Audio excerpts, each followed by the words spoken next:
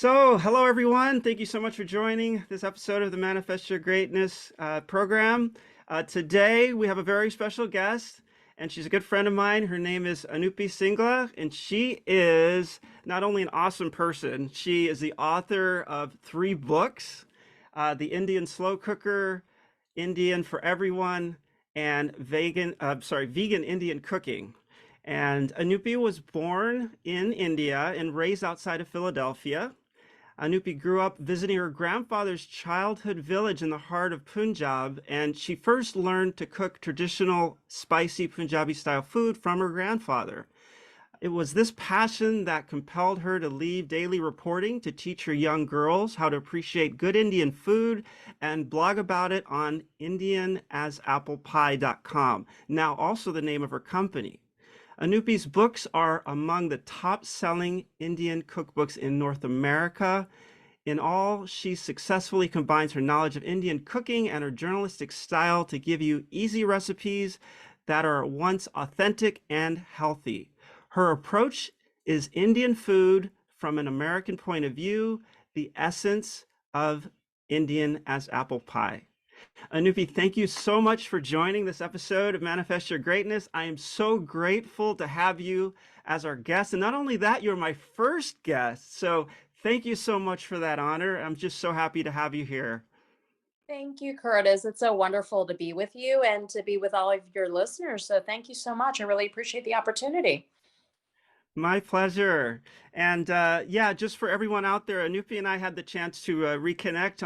I live on the Big Island, as many of you know. We had the opportunity to reconnect last 2 months ago, and it was just wonderful to catch up and to go. We actually met when I was still an undergrad at the University of Hawaii, and Anupy was working on her master's degree, correct? And yeah, and just it's amazing. We had a lot of fun because we were living in these little dorms, and I mean, we used to call them cells. They were so tiny, and we had these shared kitchens, and they were not typically used, but Anupy found a way to make the best use of them and to make some amazing food in these little kitchens. And there was no real appliances to really work with. But somehow Anupy was always able to create something that was just so delicious, and that's one of the highlights of my time there was some of these wonderful meals that you made. So we had a really good time then, and it was so great to reconnect. And yeah, now I just from that time of reconnecting, having a chance to catch up and go through all the things that have changed since those days, and getting a better idea of what you'd been up to and everything. We discussed a little bit about your business, Indian as Apple Pie, and it was fascinating to learn what I learned just in the short time that we had. But there's so much more, of course, that I'd love to have the opportunity for my audience to be able to get to know about you and about what you've done and your company. And I was kind of thinking maybe we could just start with the Indian as apple pie origin story. Like, where did that come from? That's such I mean, I'm sure you've been asked this before, so but where did that idea come from? Yeah, and it's interesting and it's fascinating that whenever I speak to somebody in my Hawaii days, they always talk about eating my food. And then I went from, you know, getting this master's in Asian studies slash Japanese, and I ended up coming back to the mainland to look for a job, ended up doing a few different things. I had been working before the school on Capitol Hill, and then I ended up becoming a reporter. But the underlying theme of all of it was food for me. Like, I really just joke, I've become my mother and I love to feed people. And so that's where like I realized that's what I just absolutely love to do is create in the kitchen. And I kept thinking, growing up outside of Philadelphia back in the 70s and 80s, when frankly, the most ethnic you got was Italian. Back then, they didn't even know, honestly, what Indian was. I'm not saying everybody, but generally speaking, in our, smaller towns and the areas where I lived and grew up. And so I felt like, I want my name of my company to say something about obviously being Indian, but truly being American as well. So it kept coming to me as I remember I was on this jog in Chicago where I live now. And I kept thinking, it's I'm American as apple pie, American as apple pie. But wait, I could be Indian as apple pie. And that's where it all developed. And it was a big question mark as to whether my company would be that brand. Would my company be branded with the name because it's a very long name? But at the same time, I didn't want my company to be branded with my personal name because I want my company to live on beyond me. And I wanted it to mean something different for different people. And so Indian as apple pie became that brand name for the company and beyond. Well, and it's back what you had mentioned before, of course, that your approach to Indian food is to make the it's for it to be you had mentioned that it was authentic. You wanted to be authentic and healthy, but you also wanted to combine this American point of view. And I was curious when you put that together. I know that you were raised outside of Philadelphia, but in your mind, what is kind of the what is that American point of view that you really want people to understand about Indian as apple pie? Such a great question. And it's not something in all, the interviews that I've done over the course of a couple of years with my books really been asked. So Curtis, kudos to you. That is an awesome question because sometimes people think when I say American point of view, I mean fusion, right? I mean Indian fusion. And I don't. What I mean is, I think in the years that we've been in this country, we are a very young immigrant group to the United States. I mean, my dad came over in the 60s, probably like the earliest immigration groups started coming over in the 50s, maybe a little bit later than that. So, this is like, we're a very new sort of group. And so we went from providing and showcasing our food to like a food that nobody really knew or was aware of, to all of a sudden now we've got these amazing delicious restaurants everywhere, and people are going in there eating this complex food, and they're also eating food that is a level of combination and fusion on the plate. Like I've been to Indian, Latin food restaurants. I've been to Indian, Indian Mexican was actually one of the first developments of this fusion sort of cuisine. But what I think has happened over the last 20, 25 years and 30 years, I'd say, is this lack of explaining what Indian food in its essence, like no one can own Indian food. So I'm not even trying to pretend that we're a huge country with so many different ways of eating and cooking. But no one has been able to really take pieces of it significantly and really break it down so that American eater can understand it, not just from it being Indian food, but from it being healthier, from it being maybe something you put on your plate for Meatless Monday, maybe it just being something because you want something vegetarian, and vegetables shine on our plate when it comes to Indian cuisine.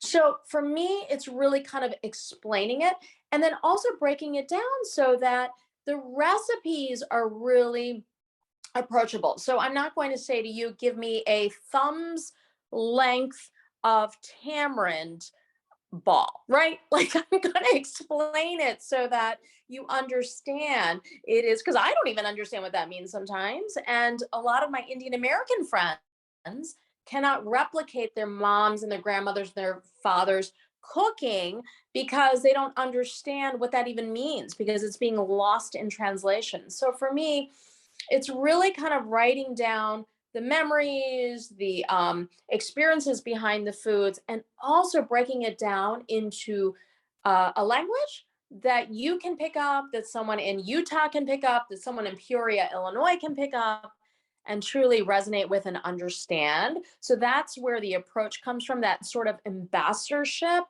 of Indian, so that it's so approachable. You're going to go home in your kitchen and go, you know what? Anupy explained what curry is to me because there's such a misnomer of what curry is. I now get it. I now think I can do it. And that's really what my platform's all about.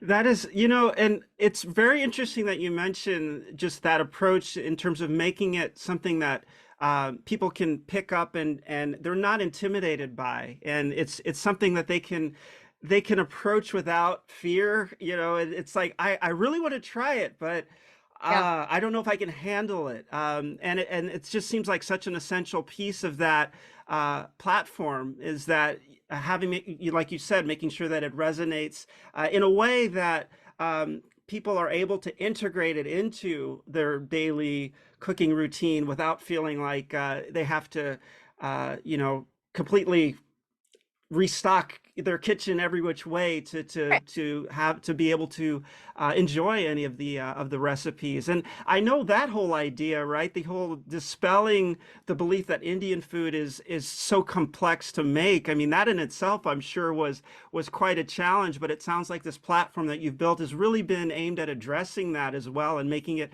such an approachable um, thing to bring into your kitchen and appreciate and not be intimidated by. Well, it's interesting because my first book was something that everybody, I won't say everyone, but most people in my community made fun of. So they would make fun when I would say, yeah, I'm leaving journalism to write this cookbook. It's all Indian in a crock pot, slow cooker. And I remember people just and it was pretty hurtful, because it was coming from friends in my community that thought they were being funny, and saying, oh, crock pot queen, or making little comments like that. That's not even cooking. Throwing stuff in a crock pot's not even cooking. And my mom raised us. She was a working mother as an immigrant. We didn't have money growing up. I'm telling you, like we had, the bare minimum. Like I would get like one pair of jeans a year. I would get one pair of shoes a year. I would get, just because that's just all we had. And we were happy with it. It was fine. That's all we knew. But the point was, she was working because she had to. She had to raise two kids. And at the same time, she needed to make those Indian dishes and put them on the table because that's what my dad wanted. That's what our family wanted. That's what she wanted. So, how does she do it? Being out of the house all day, you have no help in the house. What do you do? How do you do it? So, she discovered a crock pot once and she started cooking with it. It was a perfect vessel for Indian because we cook a lot of things on a low flame, long hours, a lot of our lentils and whatnot. So it worked out really well. And I think that was the crazy segue into Americans' hearts. Like I just wanted to write it because I wanted something for my kids and for my friends to have these recipes. And then what was started happening, and I call them, like, I almost get like these love letters from all over small towns all over the US saying, I would have never tried Indian food, but you made it so approachable. It goes in my crock pot. And, I'm embarrassed to tell them, even like Indian Americans, I'm embarrassed to tell my mother-in-law that the food she's raving over is from a crock pot. I'm like, good, keep it a secret. That's okay. Tell her that you're a star. Let her think that you are, and just use this book as your way to get there and feed your kids and teach them about your own food, but also non-Indians to understand this is so approachable. My goodness, I can do this. And I just thought that was just a fun way to reach people's hearts. We actually, Curtis, a lot of people don't realize this. I don't talk about this too much. Usually books, probably their first like year or so, will sell, 1,000 copies from somebody who's not on TV on a day-to-day basis, etc. Maybe 1,500, 2,000 copies. We sold 7,000 to 10,000 copies year one. And then went on to, like, we're in the hundreds of thousands of copies, arena. Wow. And we don't talk about it, my publisher and I, because I just say it should just be more. We need to reach more Yeah, people. yeah. A really interesting story. That's fantastic. And again, what you're saying about just making the idea of cooking in a typical American kitchen, making that whole idea approachable. I mean, the crock pot, my goodness. I mean, that is just like, that's such a staple in terms of equipment that you find, in so many kitchens in the US. So it's like, oh, if I can do it in the crock pot, then hey, Yeah. then if I don't have to stand there over it and like, be stirring for hours and all that whole process takes care of itself if I get the right ingredients. Yeah. Yeah, that definitely is a great way to get to people's hearts in terms of helping them open up and see that it doesn't have to be as overwhelming as maybe maybe people make it out to be in their own minds. It's like it's a crock pot. Yeah, that's just so awesome. Yeah, and what you mentioned earlier about the whole transition from being from reporting to become from a journalist to becoming this foodie turned chef. And coming out with three amazing books, all these things that you've accomplished, your own brand, all these great sauces, and so many other great products that you have out, and you've been featured anywhere and everywhere, the Wall Street Journal, Williams and Sonoma, so many different places. But that initial, and you may still have these experiences now, but I think what would be wonderful for our audience to get an understanding is how did you, obviously, especially at the onset, you had that negativity, even though some of it might have been underhanded and some of it might have been a little bit clandestine and like, oh, well, crockpot queen or whatever they were saying. How did you take that and still overcome it and replace some of that negativity with new and empowering thoughts that served you and helped you to continue to grow and reach your goals ultimately? Well, it was quite a process. Now, part of it is when you are a TV reporter, your skin's a little thicker to begin Yeah. with. You have no choice. But some of that criticism was overt. I had a very famous chef, and I won't say who because I just don't like to engage in that, but who was putting things out publicly, putting down my books, Oh, putting down my platform. And that was pretty hurtful because I'd gone out of my way to support this individual. And so what I realized is there's a really cool book called 40 Laws of Power that I really recommend folks read. And one of those chapters is about don't let the master or the employer see your house, right? And so what I started to really realize is this: number one, when you're breaking ground and you're doing something different, people are certainly going to feel threatened and they're certainly going to come up and be critical. And I would say that about myself too. So I'm not above that. So I have to catch myself as well on that when I start to do that. The other part of it is I really dig deep and I hone in and focus on the people that are the supporters. So I could focus in on that one Amazon review out of 100 that's not so great. Or what I could say is, let me look at the one review. Let me see what I can take from it and improve. And let me focus on the 99 that are really glowing and wonderful. Now, I don't want to just focus on the glowing because I don't want to have a false narrative that everything is perfect. But I do think that for me, the folks that are on my team are the people who can give me the criticism in a constructive way. And often, I'll tell you, Curtis, what I've learned to do is really cut out the extra. So if I know someone personally and they decide to publicly say something negative about my platform, I kind of cut them out of my inner circle because for me, if I dislike something, my first step is to relay it privately. And then if I need to go publicly, like say that I have a bad meal at a restaurant and I feel that it needs that, I may navigate that way. But I really love to give people chances to be able to kind of address things because I think that's how we need to be towards one another. And when I find people are not that way, I think they're really just trying to hang their star on mine and get attention. And I really just I kind of just have to let it move by the wayside. Now, I will say there were one or two situations where, okay, I didn't win an award that I had tried for and I worked so hard for. So that involved 2 to 3 days. I'm not going to lie, Curtis, a lot of chocolate, a lot of crying, a lot of curled up on the couch. And I'm always very full disclosure and honest about it. But what I'm learning is I'm learning to get up faster when that stuff happens because the people who just lay down and cry about it for a week and a half, which I used to do maybe 4, 5, 6 years ago. And I'm married to an entrepreneur husband who is a hardcore bankruptcy turnaround consultant. You've met him.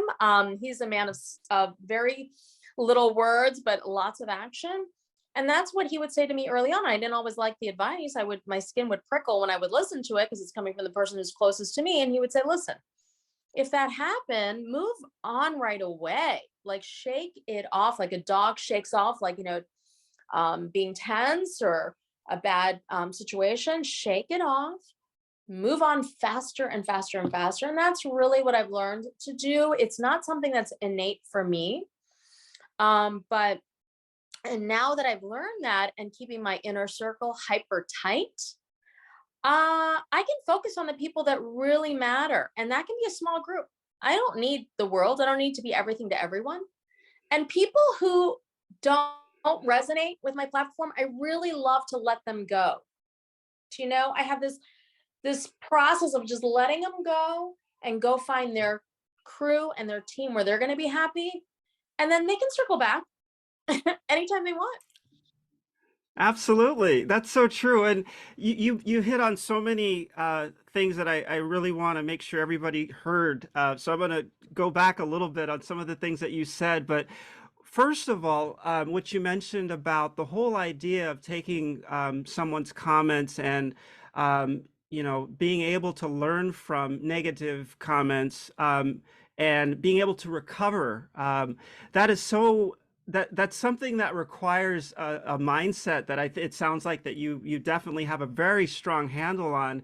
But I emphasize that a lot. How if you have an issue, or if someone says something terrible about you, or your plan goes completely awry, there are two ways that can affect you, two big ways. One is that it makes you discouraged and you decide, you know what, this isn't for me, and maybe I made the wrong choice, maybe I should try something else. Or it's, what just happened?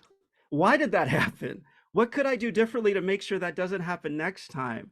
And it's humbling to accept the latter, because I think our intention is to try to protect ourselves so much that we don't want to feel the discomfort, and we want it to just go away. So we look for ways to get away from it. When, like you just mentioned, if you lean into it and you try to really get an understanding of what there is to learn from it and what you can take with you, it can end up being something that's so useful in your overall, journey towards the goals that you already have. And that whole idea, one of my mentors used to say, what people say is about them, what you hear is about you.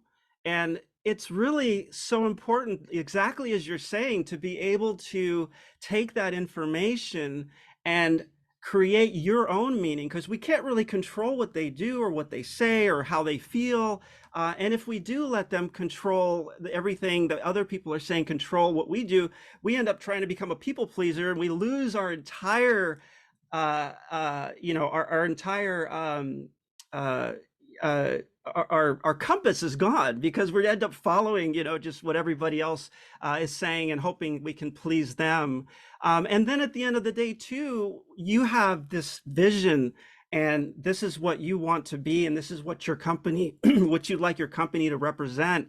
And you are so awesome at it. But something else that my mentor once told me is that you could be the juiciest peach on the tree, but sometimes people just don't like peaches, so it's impossible to make everybody happy. And it's just so wonderful that you are taking that negative, those comments and the feedback and everything, and really able to kind of almost surgically figure out where it belongs, and not let it define you or stop you, and you're able to actually use it for fuel when it makes sense, and to discard it when it's irrelevant. And that's a skill, and I think it's such a wonderful one to have. And I sure hope that everyone who's watching this and listening to this really takes that home. I think that's so important. So thank you so much for sharing that.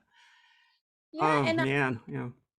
I don't know if you'd agree with me with this or not, but I think that it becomes easier to do. The skill becomes easier to hone when you are truly hyper focused on the work aspect of whatever it is that you're doing, and you're just doing. I'm always like about Right. and I always say that, be in that mode of the do, because when I'm not producing, at the level, like I'll be really specific. When I'm not recipe testing on a weekly basis, when I'm not writing on my blog, even though I'm not getting paid for that, on a day-to-day basis, I'm feeling lost. I'm feeling like not hitting my goals for my week. And thus, those criticisms can come in because I'm already feeling a little insecure. I'm not doing what I need to do in terms of the do and the work.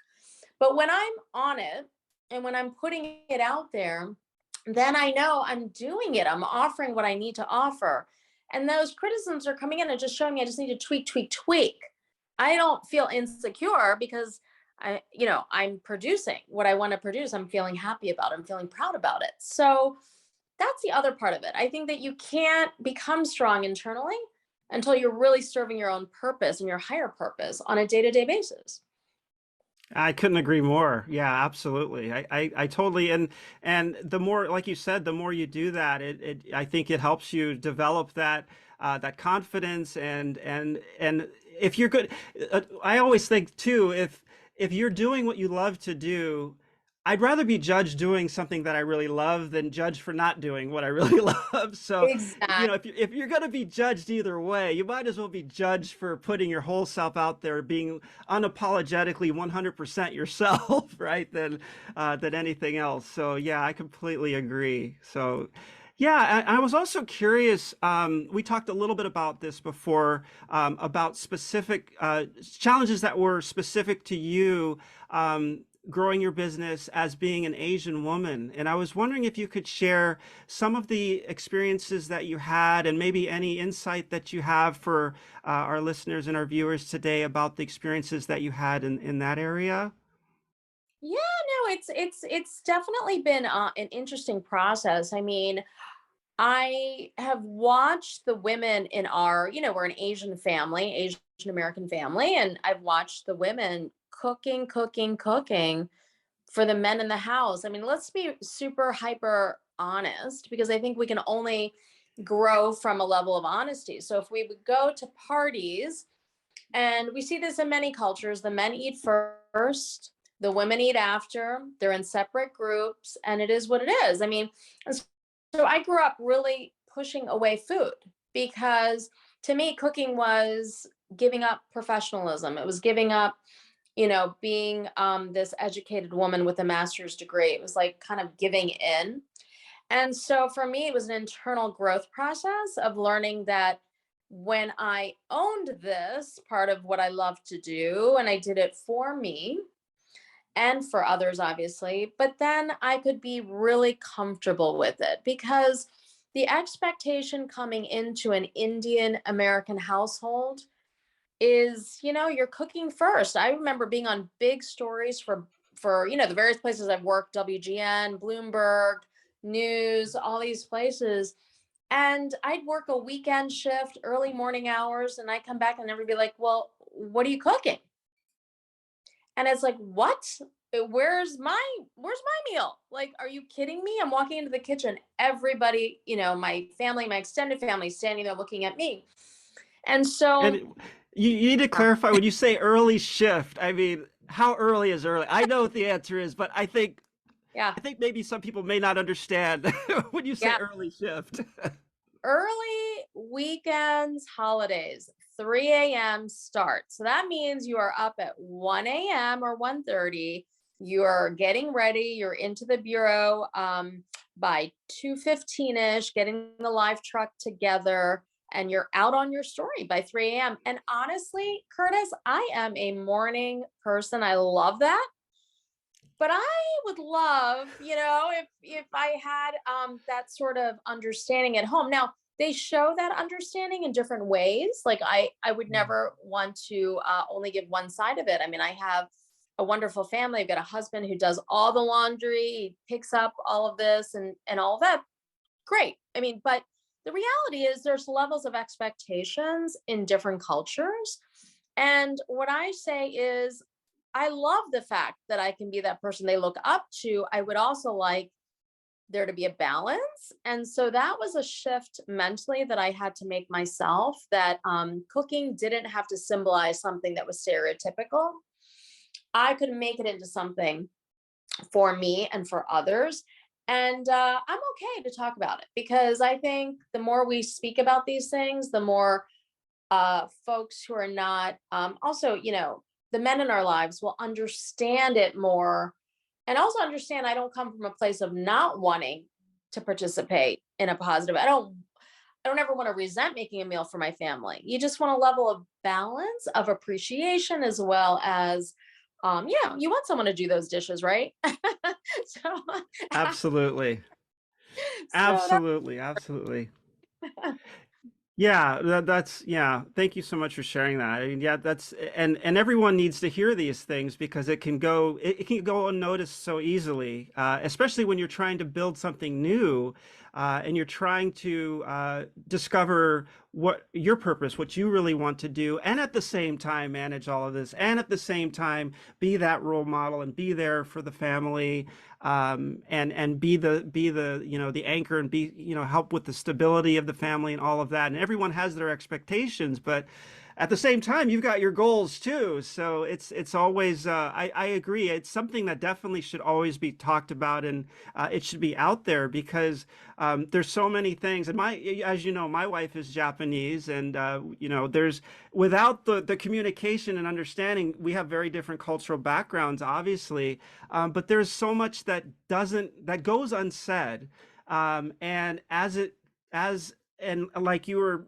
mentioning about cultures in general, these things are kind of that's the way it was handed down, and unless it's questioned, unless it's talked about, no one knows why. Sometimes it's just like, well, that's the way it's been, so that must be the right way because that's the way we do it and that's the way they used to do it. But having that dialogue, I think, has really helped me in my own marriage be able to get a better understanding, because there were certain things that were expectations that she had on herself that kind of came down without any instructions. It's kind of like, well, that's the way it was, and now that's the way, I have to protect this piece because I'm supposed to. When we have the dialogue and have a conversation about it, it's like, well, what can we augment that a little bit? Can we get a little bit creative and maybe try something that takes a little bit of the weight off of both of us and try something new? So I commend you for confronting that and having that conversation, and I hope everyone who's listening and viewing the program today really takes that with them. That's so important. So yeah. Um, Sorry, did you want to add anything to that? I had another question, but I didn't want to cut you off. no, laugh because I know, I none of these interviews, I never send the links over to my husband. I don't want to. I'm being very honest. I don't really talk about this stuff too much, only because I think it is important to talk about it. And I appreciate you asking me to be a guest, only because I think about this stuff so much. And I am a reporter at the end of the day. So I'm always really observing and observing people's, behaviors and how they treat one another, and always trying to do better myself. And I will say too, I do think a lot of folks, I listen to a lot of motivational podcast, including yours, Curtis, which I've really just loved listening to over the last few weeks and months. But so many are driven by, so many motivational folks out there are these, men who've really accomplished quite a bit. And what I think, and not to take away from any of that, because I don't think that should be our goal, right? I think our goal should be to make something even bigger and better and add to the pot. Like that's my goal. And what I find is, being a woman, it is just so many expectations. And that's what's hard for me in terms of my business. Everything is done in increments of 15 minutes because, you know, today I've got a kid that's homesick. I've got, I've got to, maybe I get a phone call. I have to go over my mother-in-law. She's not feeling well. I'm dealing with all of that. My husband's out of the house working for 8 to 10 hours straight from his office. Now, I also would encourage folks to think that it's perspective too. So when I talk to my husband, he's super envious of the fact that I have the ability to be flexible, right, for my schedule. And he is like, gosh, what a slog. I had to work 8 to 10 hours a day. And then I say to him, wow, I'm so jealous and envious that you got to do that, because I can't even focus on one thing for more than, 45 minutes to an hour, if even that. And so I think that we have to like stop, complaining, thinking the grass is greener, because when I was a reporter working those 8 hours straight, I was complaining too. So I think we have to learn to navigate with what we have, be appreciative of the positive things, and then try to figure out how to still get our work done within the structure that we've created Right. for ourselves. Because you know what, Curtis, I quit my day job so that I could do this stuff for my kids. One time they caught me, I think it was like a month ago. I was really upset in the kitchen, and my girls came down, both of them. They were My older one was home from college, and I was like, my job is not just to cook for you. And they stop and they go, well, actually it is. That's what you do. I was like, well, you know what I mean. You know what I mean. Come on, guys. But yeah, that's kind of what I do, but it's not completely.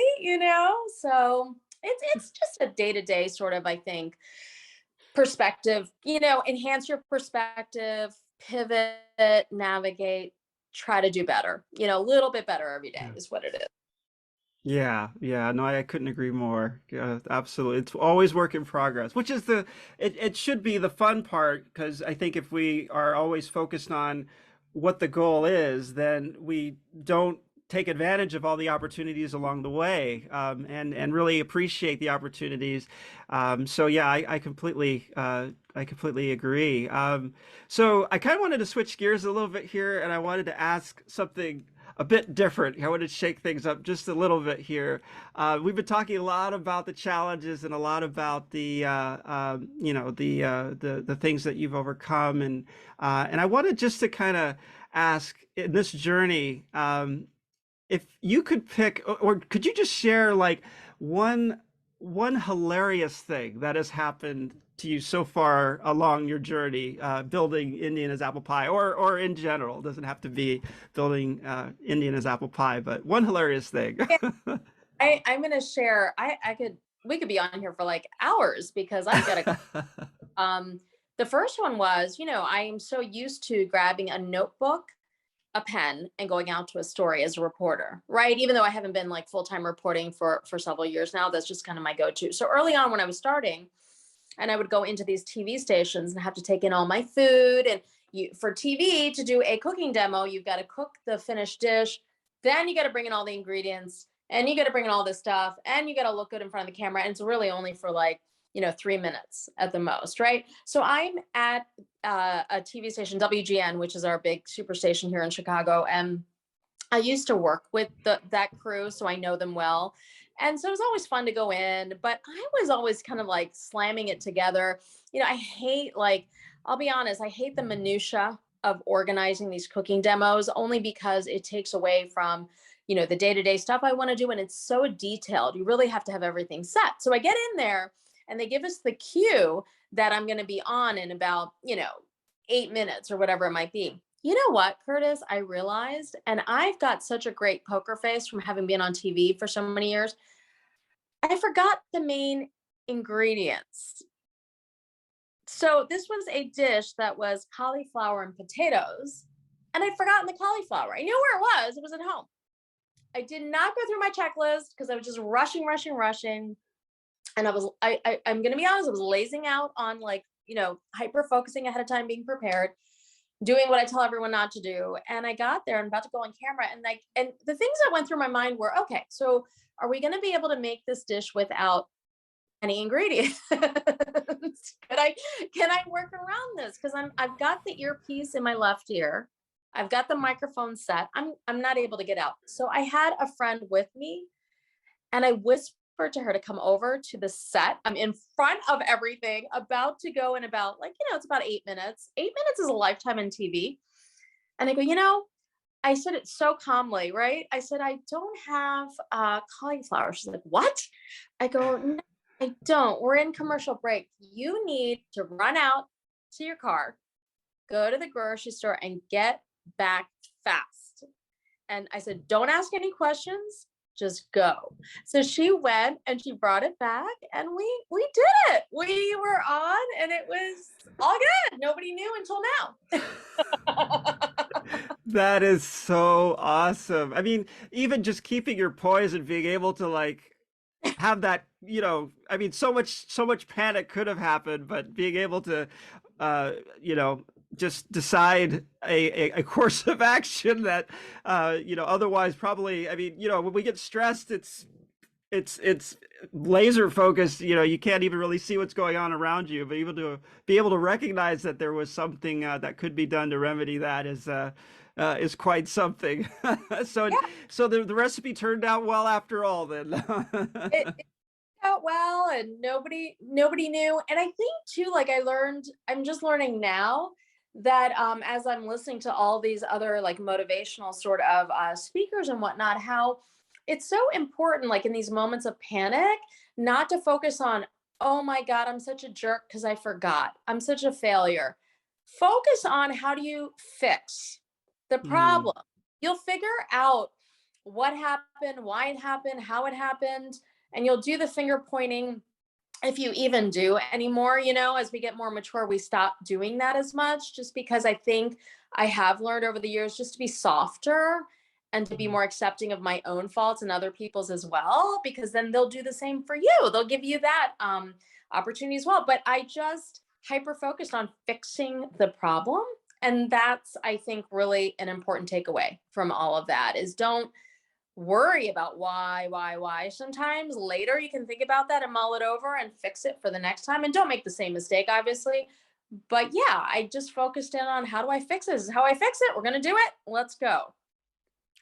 Yeah, and I think that that mindset is so important for anyone who is out trying to do anything new, because you have to accept in advance that things are going to go wrong. There's going to be problems, there's going to be things that aren't going to go as planned, and you have to be kind of prepared to just be focused on, if you're not prepared to continue to try to solve problems and fix things, you'll get discouraged from starting a business for sure very quickly. I would imagine.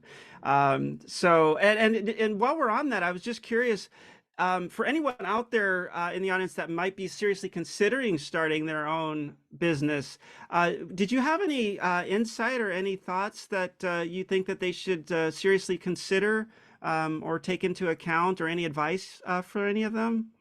Yeah, I mean, I two things that I'd say really help me. One is don't ever feel that you're too good to do the work, Mm, because I feel like people want to start businesses because they don't want to do the work.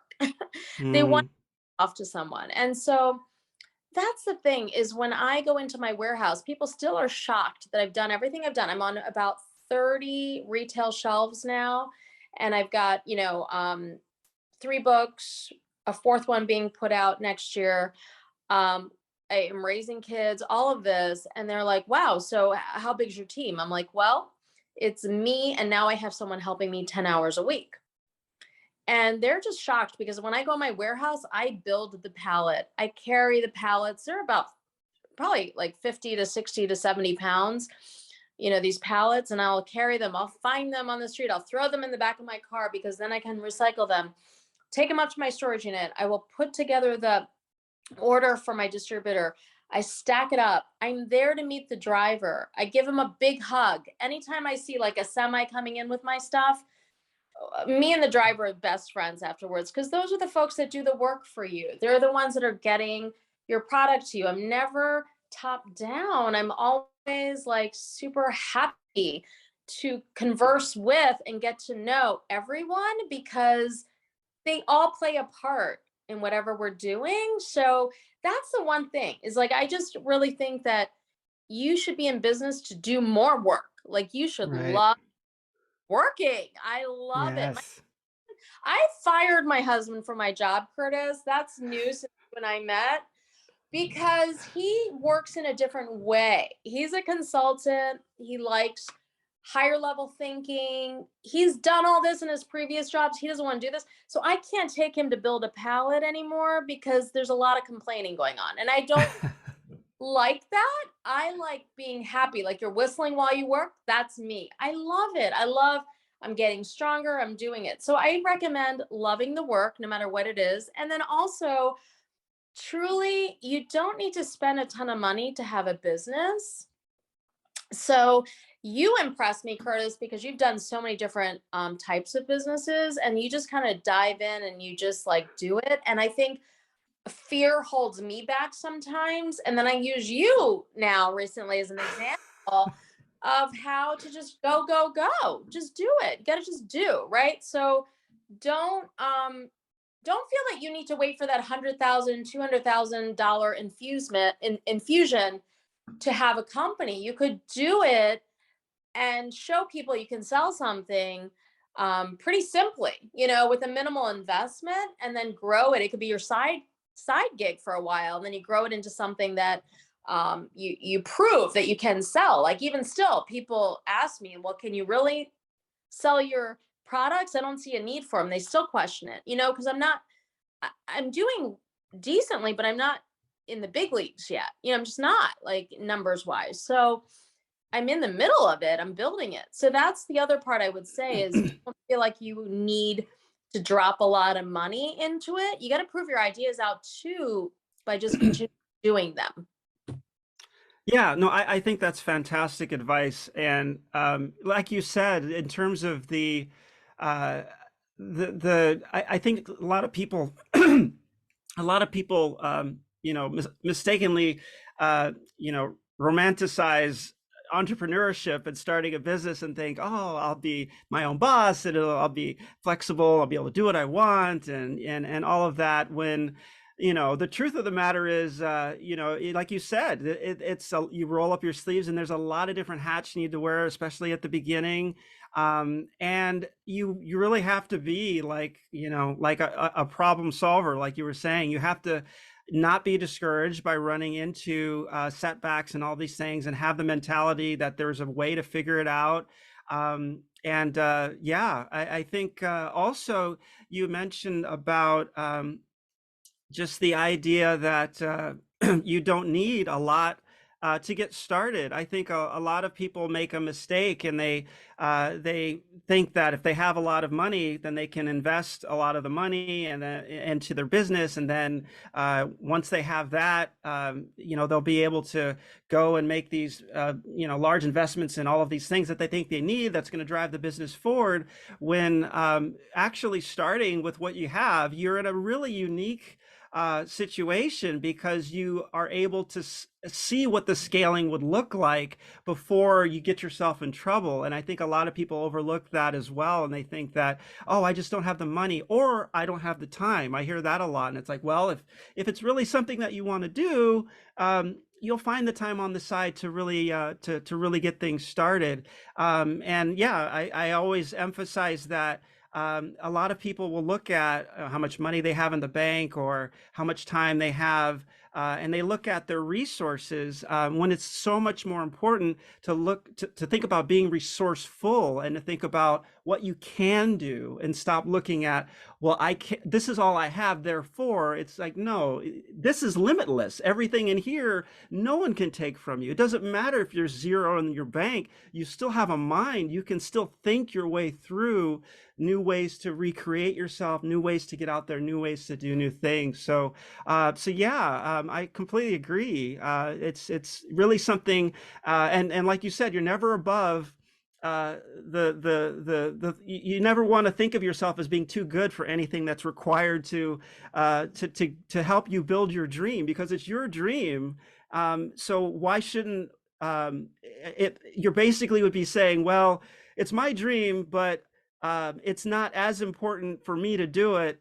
I would rather have someone else do it. Well, they're not going to do a great job if they don't believe in it too. So, having that, you've got to be able to start with that ability to really understand what needs to be done, and to have that respect for the work, and to really appreciate what goes into it, and how it's benefiting you and your business and your goals, and it's taking you towards your vision.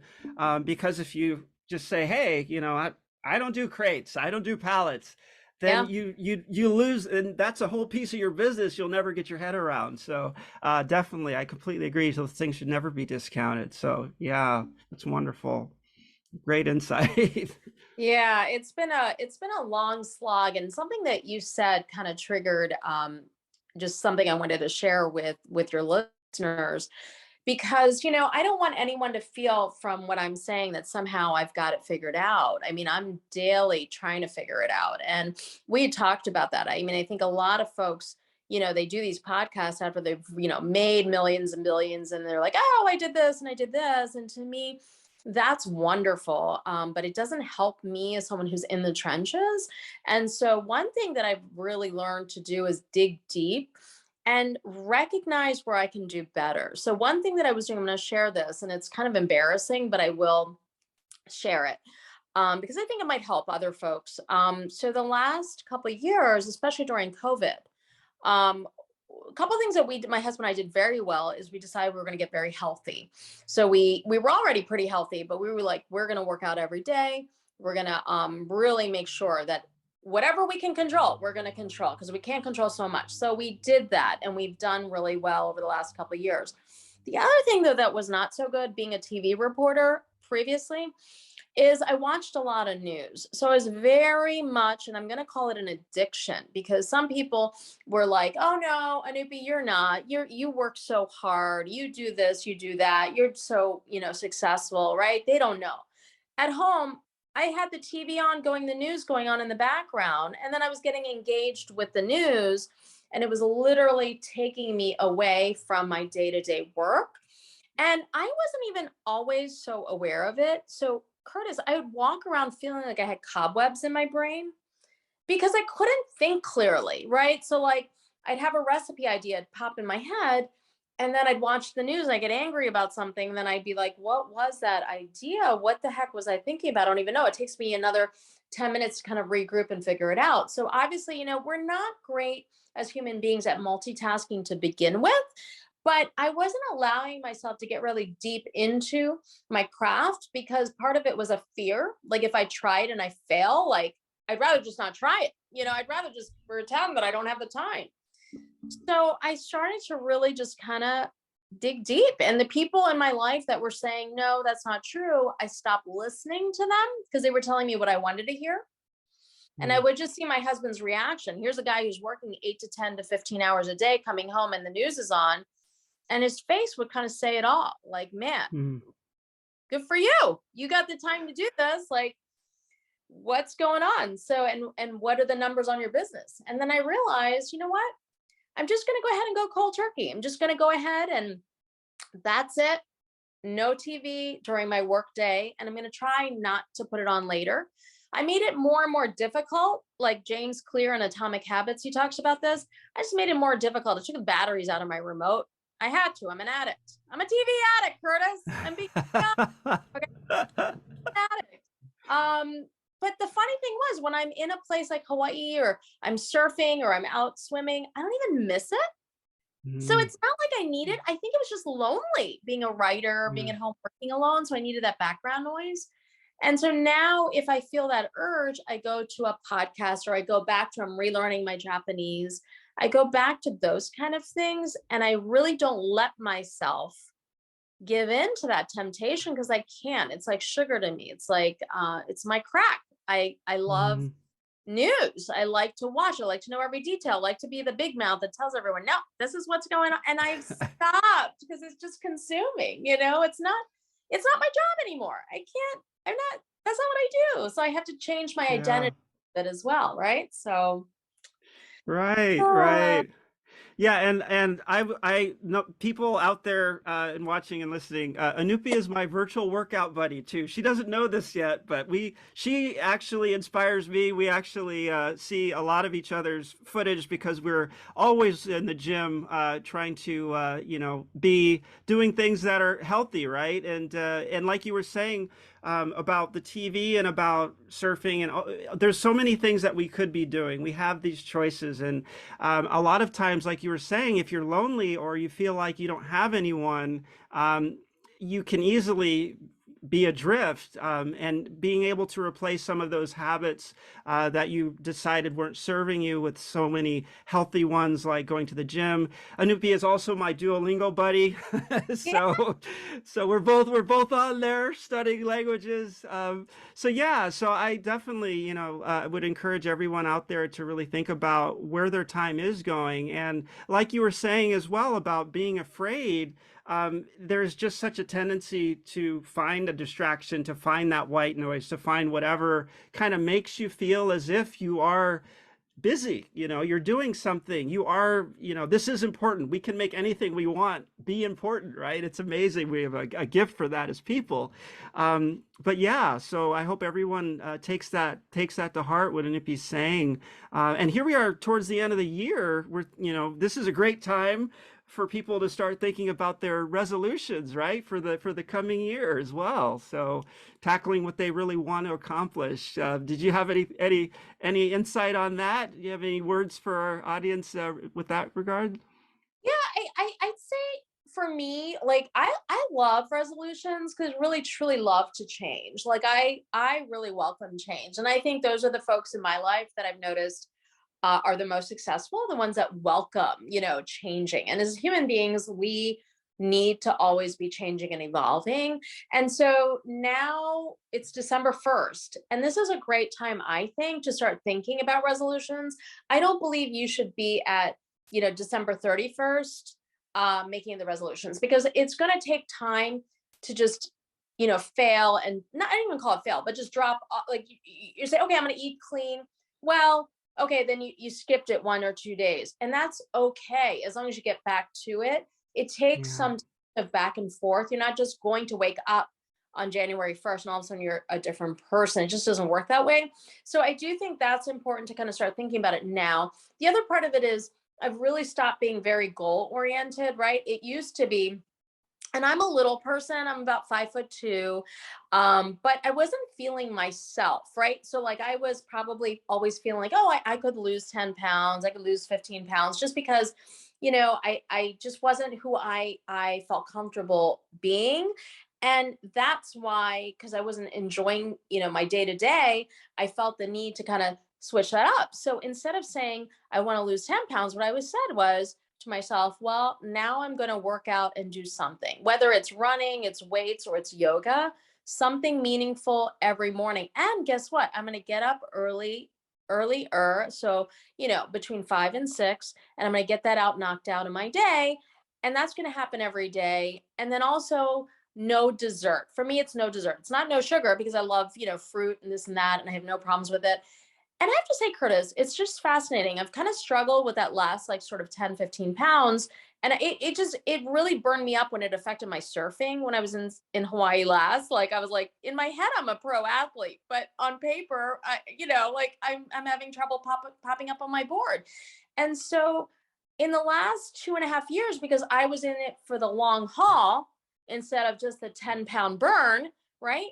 I've now lost 15 pounds because I just focused on the daily stuff, Yeah. not that 10 pounds. I don't care now, right? Like that's the benefit of just sticking to itness, to the day to day, what I need to do. If I skip a day and I sleep in, Curtis, it's fine because I get back to it the next day, the day after. It's faster recovery.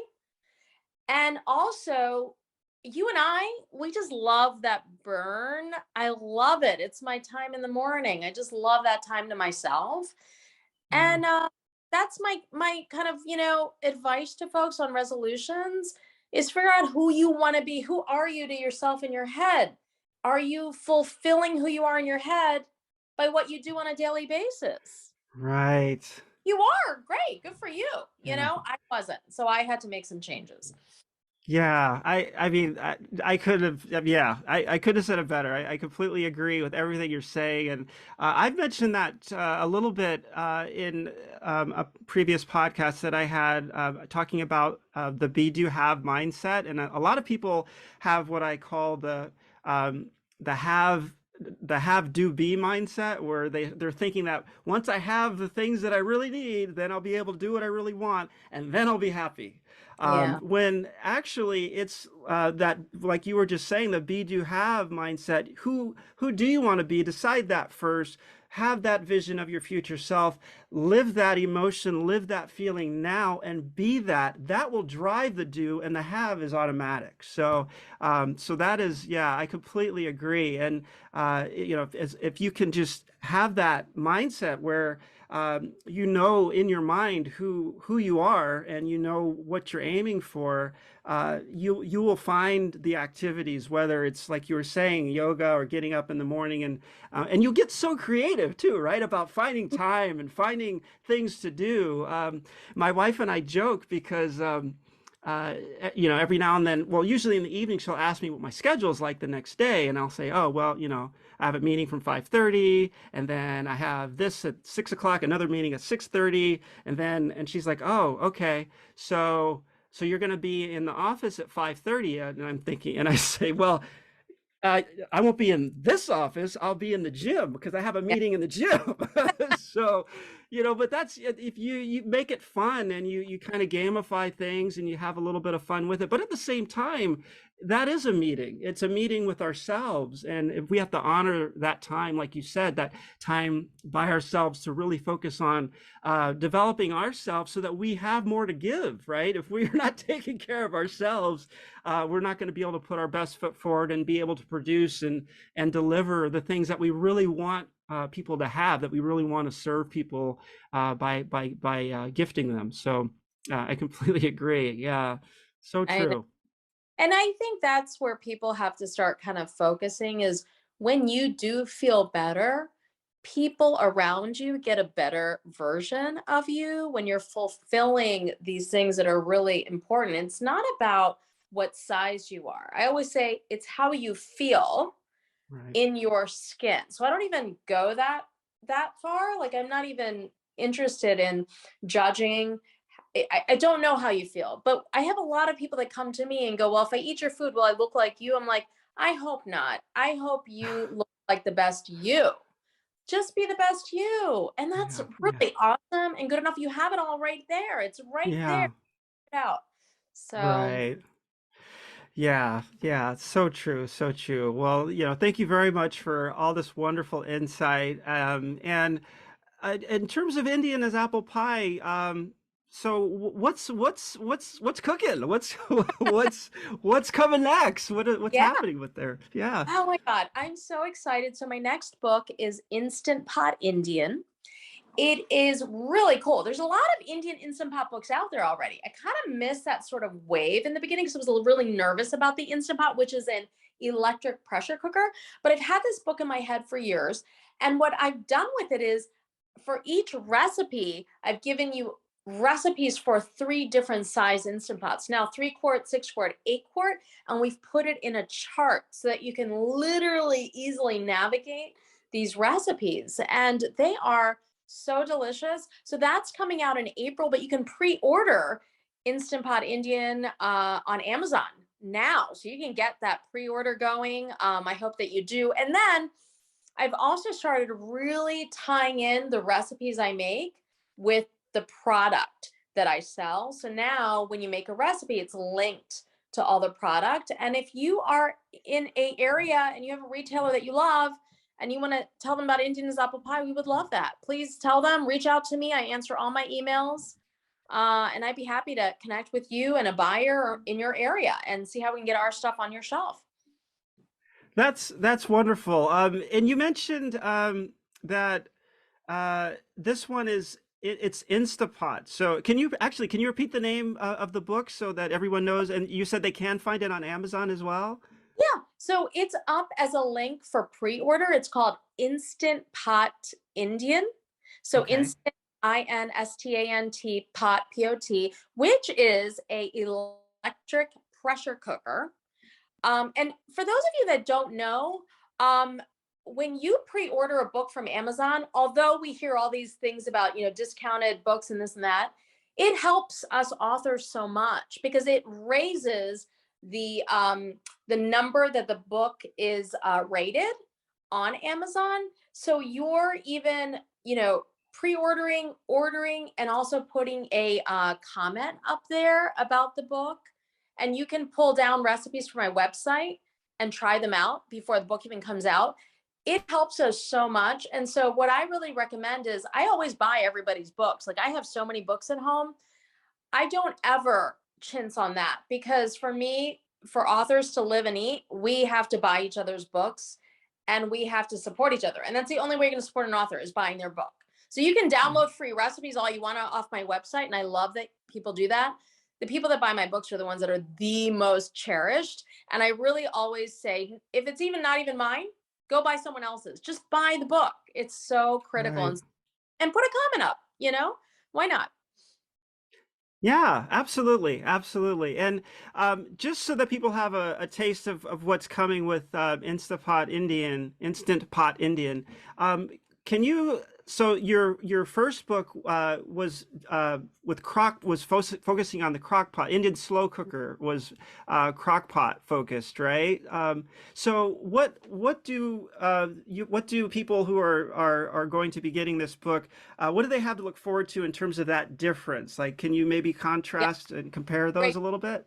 Yeah. So what we've done is I created a project that was very tight. So instead of giving you a book with all new recipes, I took the slow cooker book and I took the 70 recipes that were in that and I translated it to making them in the Instant Pot, which Got took it. a year and a half's worth of recipe testing.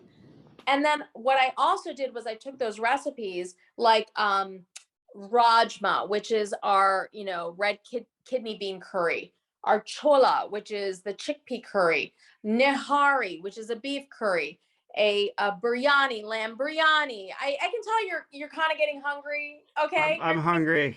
You're making me hungrier. Oh my goodness. it's kind Oh of my goodness. lunchtime for you, Curtis. I know. But like all these amazing dishes, now you can find a recipe that's going to be absolutely sure about the cook time you need, the amount of water you need, because that's what I'm known for, is really clarifying how long it's going to take, what kind of, spices you need, how much, and also ramping up the flavor to the point where I have people that tested. I had about 200 to 300 testers around the country for my recipes over the last year and a half. You know what every Indian person said to me was, Anupi, your recipes remind me of my grandmother's cooking, and I haven't had it in so long, and it just makes me feel so good. And I was like, that's what I'm trying to lock in with my recipes, is this authentic flavor of how I grew up eating Indian. It's not an Americanized version of Indian food. It is true Indian, but clarified so that you can do it, but also the amount of heat that we normally eat in our house. So you'll pull that back if you don't like a lot of hot food. Just pull back the chili peppers. And otherwise, you'll have this recipe that is so delicious and authentic. And I have people that say they can't stand legumes and chickpeas and all of this, and they make my food and they're like, oh my God, like that is vegetarian? That is what Indian tastes like? I'm like, exactly. And I'll tell you too, dispelling misnomers, Curtis, there is no curry spice that we actually use to make authentic Indian food. Curry as a spice went throughout different parts of Asia, but it's not something that we use. We use whole spices. So curry just means gravy. And so when Mm. people realize they're not using curry powder to make Indian food, they're like, oh, now I actually like the taste, because it's not that, that sort of taste profile that you get from this pre-mixed curry powder. So it's really about dispelling the misnomers people have about Indian cooking. Yeah, yeah. Well, first, I must say I am now extremely hungry listening to all of this. But yeah, very much looking forward to the book. Until um, in the interim, since the book is not available yet, I have taken off of your website this dish that I can't wait to try on the stovetop. I'm going to have this. Hopefully, I'm going to get a chance to have this for lunch today. The brothy tomato and tofu soup with lime. Tofu Oh, is a huge thing in our house, so we have plenty of that. And just very much looking forward to trying that recipe, but also very much looking forward to getting that book as well.